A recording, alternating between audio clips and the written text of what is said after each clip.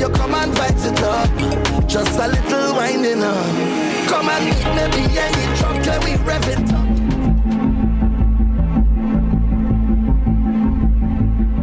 As per usual, ASP Russell takes time out of his schedule to join us for the Police and News segment every single Thursday. Officer Russell, welcome. Happy Carnival as always. Good morning, Trinidad and Tobago. On behalf of the Commissioner, Deputy Commissioner, Assistant Commissioners, and First and Second Division Officers of the Trinidad and Tobago Police Service, good morning. Happy Carnival to you as well, Mr. Williams, and to Trinidad and Tobago. That's right. And you know, the reason I said Happy Carnival was very strategic because we want to get into a very important carnival conversation, and that is to treat with substance abuse. And I'm sure in your years in the service, your years of dedicated service, you would have seen a lot. Oh, definitely. And people, you know, obviously sometimes going over the line and ending up in a predicament, as it were, in a monkey pants. So what's your advice as we head into the free-up season? Well, my first advice to Trinidad and Tobago would be, in relation to the campaign we would have launched, better choices, safer carnival. Better choices, safer carnival. We want persons to keep this repeated in their minds as if it's a road march, so that they can remember that, you know, what we would have seen in plenty of the events. And I want to caution persons as well, especially the females who want to use the male restroom. We want to put an end to that. But more importantly, the mixing of different drinks, the mixing of the marijuana, which gives you a high with additional alcohol, the mixing of, believe it or not, cocaine with alcohol, the mixing of synthetic drugs, pills, those party drugs, MDMA, ecstasy, etc. I want to ask the public to immediately desist from such behavior. I want to ask the parents of the younger ones who are partying to have a conversation with your children, your friends, your loved ones. Go on the internet, do the research, and see all the adverse effects of these substances. I mean, you don't know what reaction your body will have to these substances. And I want to caution you, because we want you here for another carnival. And then we add the next thing, the energy drinks. So imagine your heart is already racing as a result of this foreign substance that you would have introduced into your system, and then you come and you add an energy drink, which also quickens the heart rates. So you are actually killing yourself. And when you look at it, it alters your judgment. Sometimes the drug hasn't totally worn off, but the event is finished and you go on to drive. Some persons react more violent. And in that regard, I'm glad you mentioned that, because is there special training or is there a special approach as an officer if someone is clearly high out of their mind, acting erratic, and you have to now detain them? Do you take a softer approach, because this person could be a damage to themselves and also the officers who might engage them? Well, what we do now, and most of the event promoters, and I commend a lot of them for that, they have what they call sober zones. You know, and the police has also undertaken to do voluntary breathalyzer, so you can know your limit before you get behind the wheel, so you would know if you could drive or if you need to sit down for a few. And I tell you, I attend many events, and some of the things I saw this season, I think we need to really think and really make better choices for a safer carnival. You know, what's also sad is that sometimes folks might come with a group of friends, and I mean, a real friend would never let a friend go down in a way where they're left alone. I've seen people left alone in the corner of the party, and I'm saying, this person I know did not come by themselves. Definitely. I mean, that's obviously not a charge. That's more a moral decision, and that's one where you as a person will have to check yourself and analyze if friendship with this group of people makes sense going forward. But the reality is, when people get to that particular phase and state, those who were part of a team, could they be held responsible?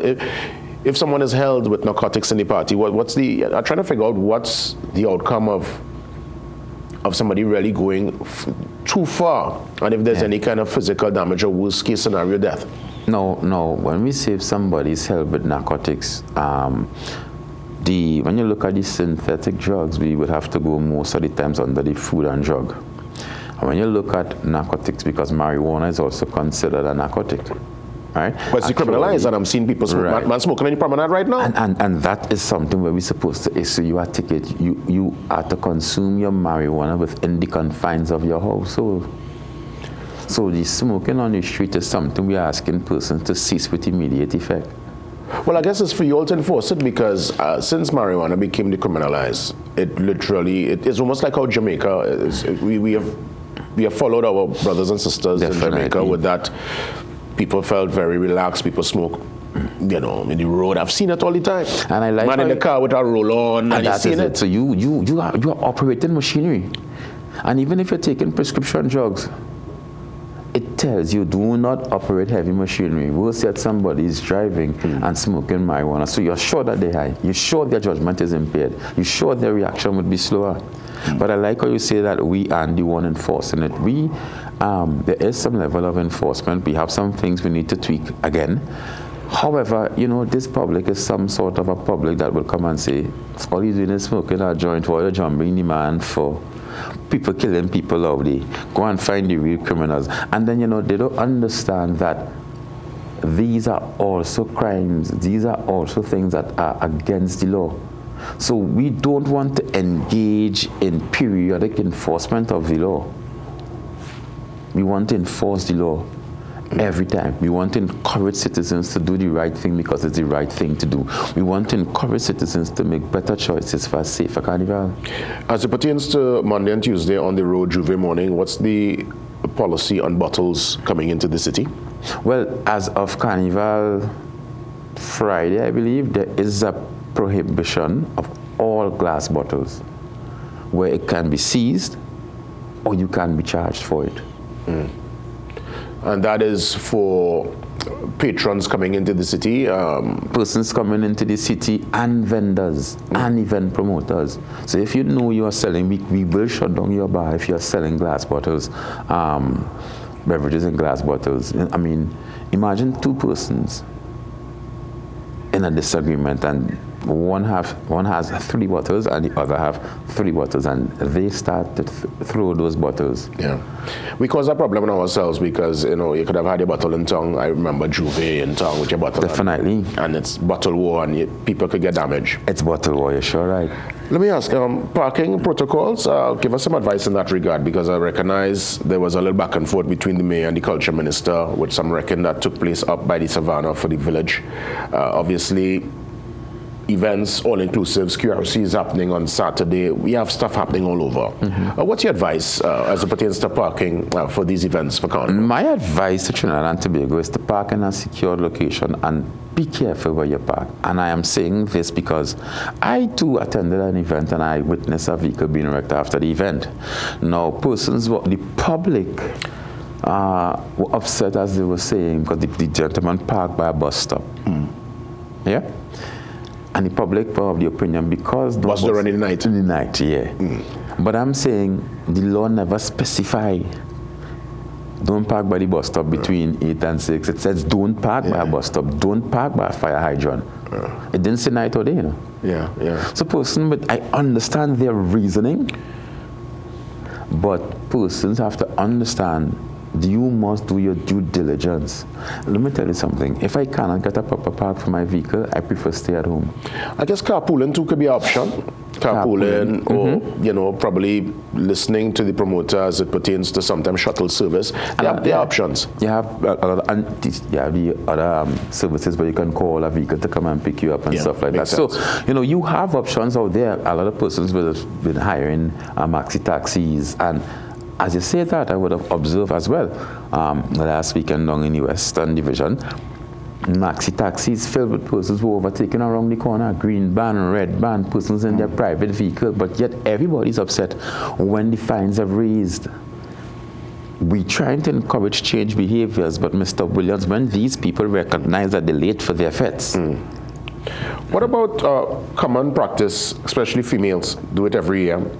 I do see officers complaining, but I want to know what's the official policy on women throwing it back 6:30, full pelt waist on officer uniform. I've seen it in London for Notting Hill officers. A matter of fact, in Labor Day, I see officer pull his holster to the side and he give up. I mean, when I tell you jam, the officer, he deal with the case and everybody said, "Ray," and it was a big applause. I mean, are we relaxed in that regard? What's the official policy on women looking to throw back? Because a man will not take God out of his store to wine on a female officer in uniform. But I'm sure you receive many a wine, Officer Russell. What you do in that scenario? You wine back? No, I don't. No, I don't wine back. But I want to tell Trinidad and Tobago that is wrong. Yeah. Is it? No, there's not law? Is it law? Well, actually, you can. It could be under the Sexual Offences Act. It's true. When you look at it, because you actually come in and you're making a sexual gesture on me by whining on me. So persons have to be wise and understand they could be charged for it. However, in the spirit of Carnival and community partnership, we tend to, not be so stern with respect to it, but we would like you to not do it. I'll tell you something. We have on government uniforms. Sometimes it may be in the juvie, and when you're done, your mother's on our clothes. You could also face a penalty for destroying government property. So I didn't think about so you could soil the uniform. You could soil our uniform. I remember it happened to me one carnival, and the lady left from one side of the street, and I just knew she was coming to me to touch me in my uniform. So we want to encourage the public, please do not do that, desist from that, better choices for a safer carnival, because the first day an officer decides to make an example of one of them, that officer will be the bad person. Yeah, well, I'm glad that we're able to have these frank and honest conversations, and we'll continue with more next week. So ladies, allow Officer Russell and his colleagues, please, Please I am open for wine. Wine up on me. I'll take one for the team, Officer Russell. We definitely appreciate that. We call community partnership and working with your stakeholders. You're happy or willing to take Trinidad Tobago, the ladies, he will take the wine for us. Bring it, come. Hey, listen, we're going to take a pause and we come back. Chutney Monarch details around the corner. See you soon. Can we talk some business? You know I want your company, and it's nothing too risky. Limited liability.